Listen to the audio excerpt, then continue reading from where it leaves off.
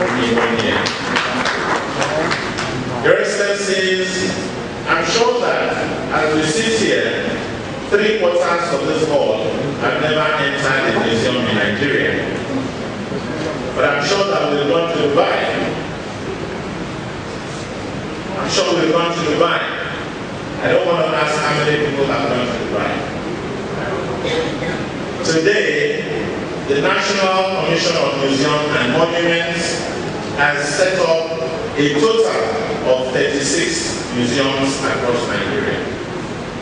And some of these are in areas where we have Nigeria's World Heritage Sites. Some of these things are sounding like Greek to us, only when we are in the confines of Nigeria.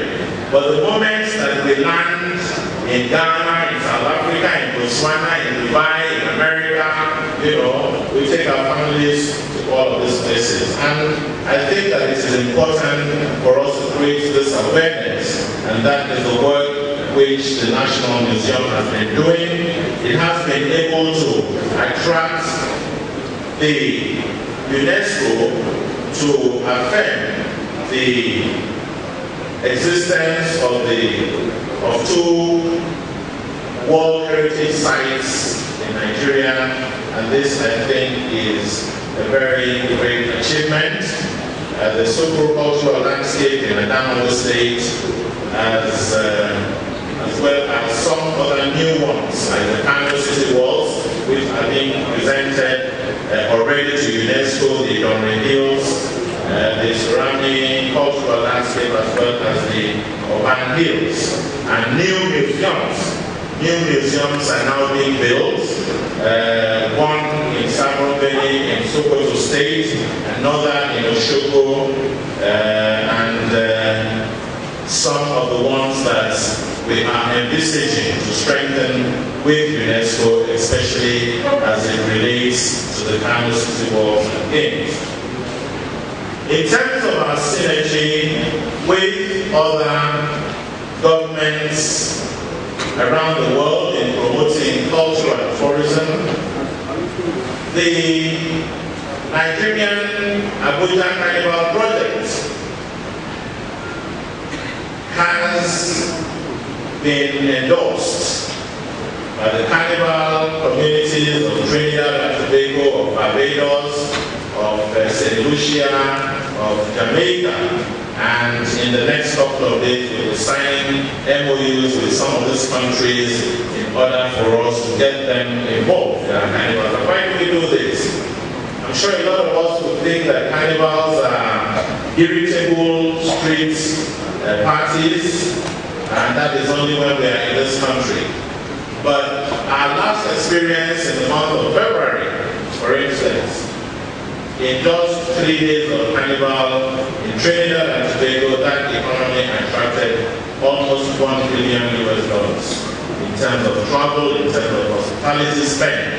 And if we are the biggest land nation on earth, it is important for us to attract the rest of the world, to attract the black diaspora, to see that visiting Nigeria, even if it is for the purpose of the carnival, is also supposed to re-strengthen their belief in their Africanness.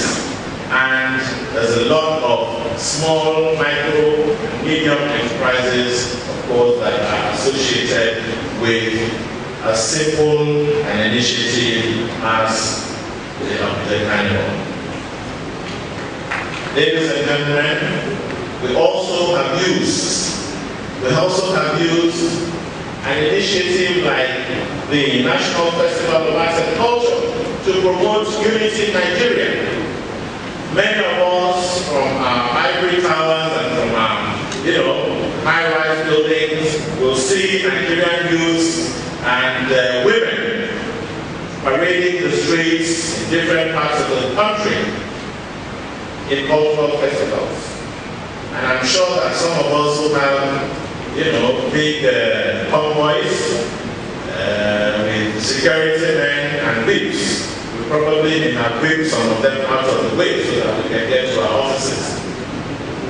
But do you ever think that it is when we have a festival and you watch it TV, that is when you see that Nigerians can live without stress because traditional rulers, local government chairmen, governors, women, children, everybody is dancing.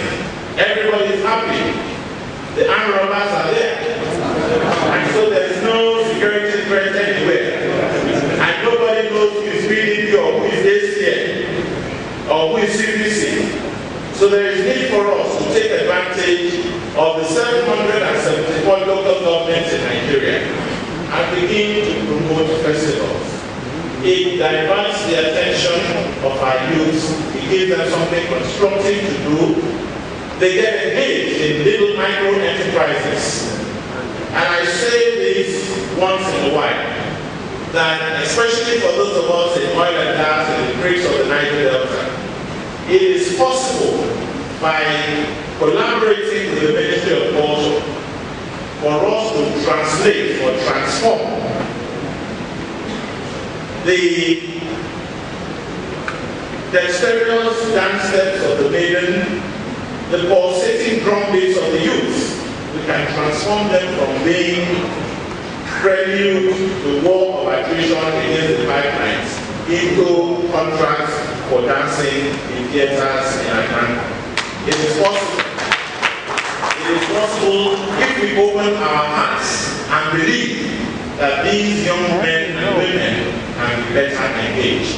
And if you work with us, we will walk you through those possibilities and ensure that in the final analysis there is a conducive environment in the Niger Delta for oil prospecting and increase in the production of crude oil.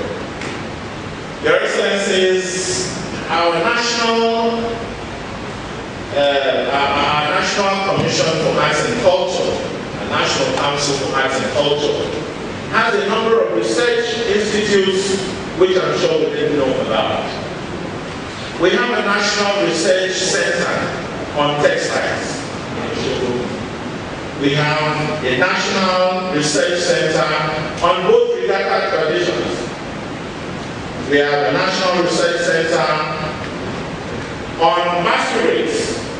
I'm sure these will sound very strange to us in Nigeria, but when we have bought our tickets and landed in South Africa and landed in Kenya, these things become more entertaining, more accommodating, and more tolerable to us. And so today what we're trying to do is to engage with you and to bring your buy-in into the possibilities of this initiative. We also are trying to use these initiatives to sustain and preserve some of our unique traditions which are long getting lost.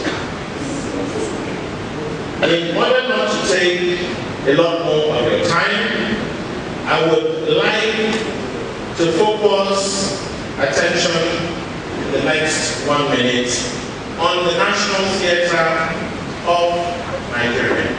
The National Theatre, you would recall, is perhaps the most visible, most popular, iconic building in all of Nigeria.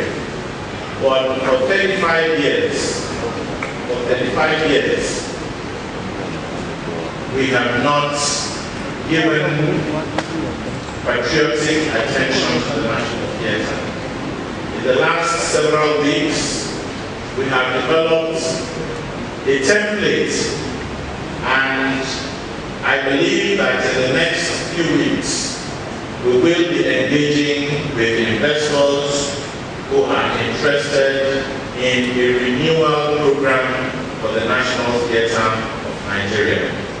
And we are trying to attract not only a reactivation of the National Theatre, but also to develop shopping malls around the National Theatre and some of the areas where we have non-performing assets.